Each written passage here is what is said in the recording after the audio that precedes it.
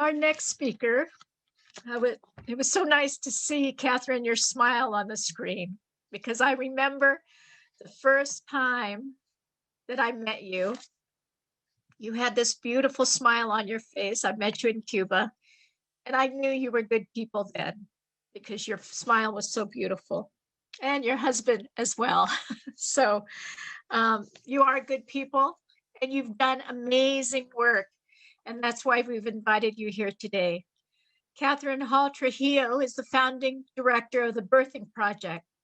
The Birthing Project works primarily with African American women whose babies are statistically more than twice as likely to die in their first year than Caucasian babies. Katherine formed the Birthing Project after she worked for the state of California from 1976 to 91 as a public health administrator and became familiar with families that struggled to pay for health care for their infants with serious health issues. When Katherine realized that pregnancy care for expectant mothers would cost less than 0.01% of the funds used to stabilize a sick infant, she founded the Birthing Project that builds a social support system that will allow Black women to support each other for healthier babies and healthier lives. She is a visiting faculty at the Cuban National School of Public Health and serves on the medical advisory board of IFCO as administrator for U.S. scholarships to Cuba's Isla, and has traveled the world sharing her experiences, knowledge, and skills. And she has had a long working relationship with U.S. Women and Cuba collaboration. So thank you, Katherine. Please join us and please give your presentation. Thank you. Cindy, I know those tears because ironically, I also lost my mom in the last month. And I think that one of the wonderful things about being a woman is that we get to utilize all of the aspects of our lives, and we can't really separate our brain from our heart. And I think that that is one of the reasons why we are taking this moment to celebrate the work that our courageous Cuban sisters have done, going to the outer limits of having to think how to survive under assault, but to do it in such a loving and nurturing way that you can't go any place in the world where people don't know Cuba, don't respect Cuba, and don't want the best for Cuba.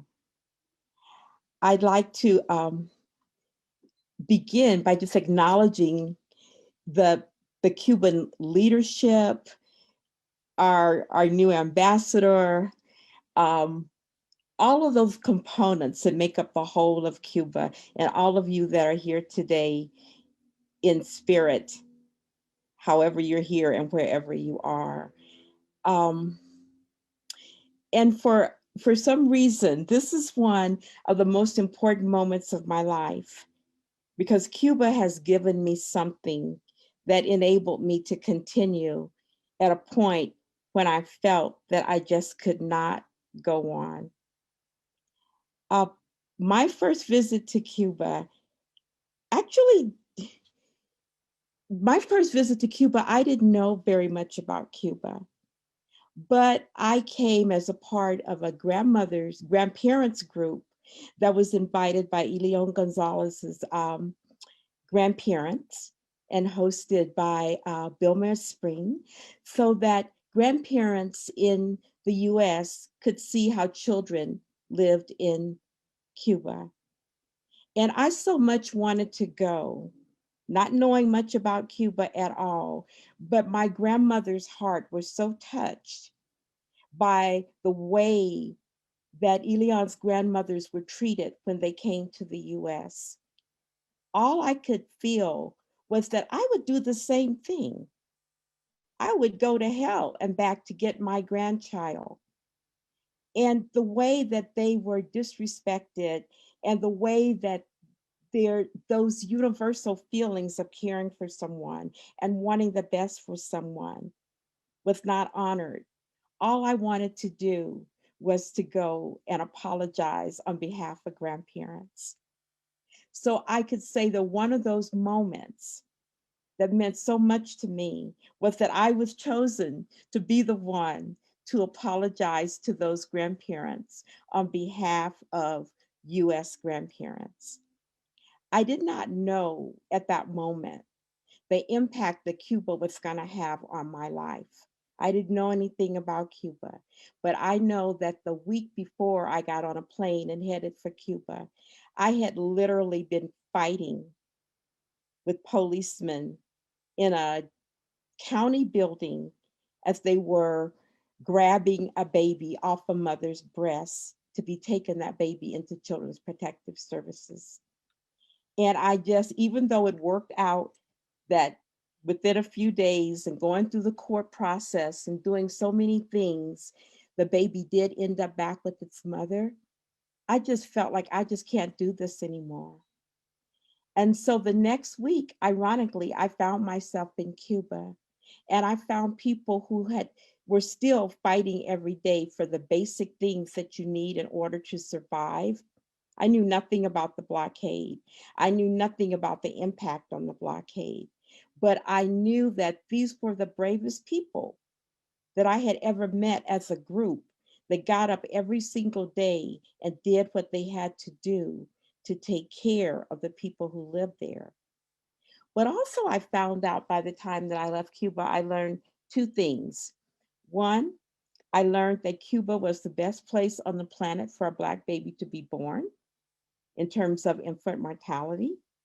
And I learned that Cuba had just offered the United States 500 scholarships for young people to come to Cuba and get an absolutely free medical education if they were willing to come back and work in the United States with underserved people. I had a clinic in Sacramento, California, but we could not afford to hire a doctor. We were all midwives.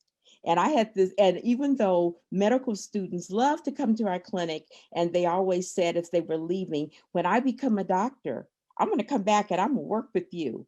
But when they became doctors, they owed $350,000 at least. And they needed a real job in order to pay that money back. They could not come and volunteer or work at a midwife's salary in our clinic. So I had this aha moment like, oh my God, we could get some doctors out of this. I will flip to the end of that little segment to say that now, Birthing Project USA, we work in 13 countries because of Cuba and our affiliation with Isla.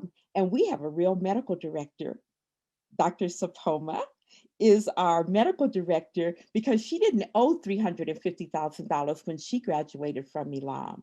She didn't need to go and work for a big company and make that kind of money to pay that debt back. She could work where her heart was, and she is at the Birthing Project. So we say thank you for that.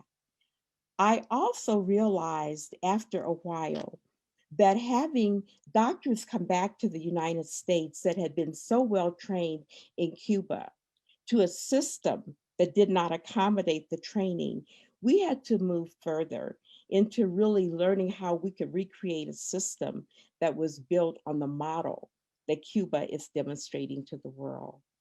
I'm talking about Cuba, and I'm including and referring to, especially when I talk about the healthcare system, about the women of Cuba. In the United States, we have an affirmative action policy to try to get more women in the sciences, and we have to do STEM, and we have to do this, that, and the other. One of the amazing things about Cuba is that the majority of scientists, researchers, and physicians are women. And so when I think about the system and putting a face on it, it looks like the face of women when women are empowered enough to participate fully in the system that they are creating. And that's what I have seen in Cuba that has taken us to the place where we are now of really saying we need to pay attention for a whole lot of reasons. My heart is no longer broken. I'm not sitting under a tree crying because of the way that we were welcomed into Cuba. And I have to say Reverend Lucius Walker's name right now, because being a part of Pastors for Peace gave us an opportunity that we were also, as we embraced Cuba, Cuba embraced us and taught us the behind the scenes of what it's like to run a country, what it's like to deal with a group of people that also come from the same place as the US in terms of our history of slavery, of our history of colonialism, of the impact of capitalism, and how do we actually, how do we actually change a system so that we're not just keep putting a band-aid on something, but actually creating something and birthing something that works for all of us. I don't feel, and I don't think that many people feel who've come with me to Cuba on the almost 100 delegations, or maybe 100 delegations or groups that have come to learn about Cuba. I've never been a tourist in Cuba. Every day that I have been in Cuba, I have been inspired and encouraged because I'm able to get up and work with people who are building a better world. And so, because of Cuba, those of us that are really working on creating a better healthcare system, which means creating a better system of education, which means creating a better system of work, a better system of dealing with the rights of children and women, a system that's comprehensive, because that's what you have to do. They have a great public health system that embraces wellness for everyone. Is you have to feel that you are included in putting that together. Because of our relationship with Cuba, we don't feel, and now I'm talking of the people who actually had an opportunity to go and experience it, we don't feel isolated. We feel like we belong to a world community. You know, those of us who know our culture, where we believe that we're the smartest people in the world, that we know what's going on, we'll tell you what to do. We don't have to listen to anyone else. All of that, that everyone speaks English. We are learning that we are part of a global community, that there is something called PAHO, that there's regional stuff, there's global stuff, there's something called UNICEF, that we can be a part of a community that is working with other communities around the world to literally figure out what is best, not only for us individually and collectively, but for the whole planet. Those are the things that we have learned from our sisters in Cuba. So now, as we're talking about the pandemic and what should we do about the pandemic, as if the disparities have just happened, as if we have just figured out that there's bad water in Flint, Michigan, and bad water in Sunflower, Mississippi, as just as people all over the world have these issues of disparity, we need to look to what Cuba is already modeling. I always have to confirm that Cuba has the same population as New York and Los Angeles combined. And 22,000 people, I believe, have died in Los Angeles from COVID, but less than 400 from Cuba. We have much to learn from what Cuba has already done. They were prepared for a pandemic because the pandemic was already happening. It didn't have the name COVID, but every single day, the things that were happening to people all over the planet, they've been there for a long, long, long, long time. And the issues that Cuba has been addressing are the issues that we have to be about the business of addressing seriously if we want to have a different world, if we want to have a better world. We owe a great deal to Cuba, and it's more than just lip service. We need to really make sure that we are sharing that Cuba understands and models how to be a global citizen that supports the well-being of all humanity. Because of Cuba, I've actually had the opportunity to work on the ground with Cuban healthcare providers, but they just don't go in and fix the problem. When Cuba goes into a community to help with the problem, by the time they leave, there's a whole healthcare system in that community. Cuba has also taught us a very valuable lesson about how they understand and model the value of human resources. It's not just investing in universal education, which is what Cuba does, but it's also modeling that that thing called money doesn't have to stop you from doing the things that have to be done. We have a lot to learn about the value of human resources. They also understand and model the creation of solidarity. And this is something that if we, those of us in the US who are here today, we wouldn't have known each other if we had met in Cuba. And one of the main gifts that Cuba has given us has been the ability to see how you can disagree on so many things and have so many differences, but work together for the common good. That, I think, is the most valuable lesson that Cuba has had the courage to teach us, because it takes a lot of courage to be vulnerable. It takes a lot of courage to be vulnerable and to trust that you can put your heart out there, you can put your soul out there, you can put your body out there, and you be okay because the people who are with you are feeling the same way. So yes, the pandemic has really exacerbated the conditions of women and girls globally. But I think if we follow the lead of Cuban women, we're going to be okay. The last thing that I want to say, because you know I could be cute talking about Cuba for forever, because it's the first place that I, as a woman of color, born in the Mississippi Delta in the United States, can feel like I feel like home.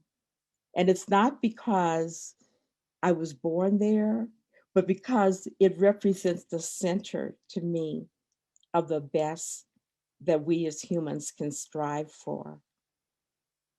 And all of us can't move to Cuba, but what we do have to do is take advantage of what Cuba has to offer and make sure that we replicate it globally. The thing that takes me back to the way that I started is that now that we understand that Cuba is researching, solving, and sharing solutions to some of the biggest challenges of our time, we need to protect Cuba because we need Cuba, not just for what Cuba can do for the world, but because Cuba has earned the right to take advantage of all the things that they have done to help the rest of the world. And the thing that makes me feel the way I felt when I saw how we treated the grandparents who came to the US to get their grandchild is the way I feel when I hear women in Cuba saying, well, maybe we shouldn't have a baby right now because of the impact, the economic impact, and the stress of having to deal with the US economic blockade. How can I, as a Black woman who says that I love Cuba because Cuba has figured out how Black women and Black babies can live through childbirth, and then not do anything to support those women who have made this possible? And so, as much as I congratulate you and celebrate you, my Cuban sisters, for what you're doing, I am embarrassed I am embarrassed that we have not formed a bigger and tighter circle to support you the way you have supported us. But I think that's going to change because I can see how many people are here at this moment, and we all are going to get about the business of organizing and doing what you've done in terms of getting more involved in making our country be the country that we want her to be, the way that you are making that happen in your country. And I want to leave with the solidarity that binds us is deeper than the oceans that separate us, because we know that un mundo mejor es posible. Gracias.